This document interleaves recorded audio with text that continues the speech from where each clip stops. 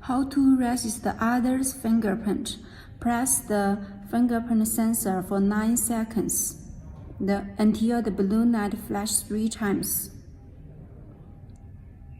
1, 2, 3. Move the finger and administrator press the fingerprint sensor to authorize confirmation. After confirmation, press the other's fingerprint and press 3 times, 6 times.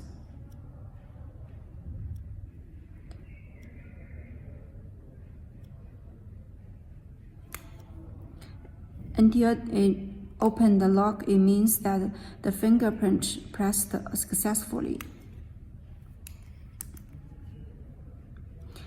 The other fingerprint cannot unlock it. The second fingerprint is also administrator. Resist the rest of fingerprints in the same way.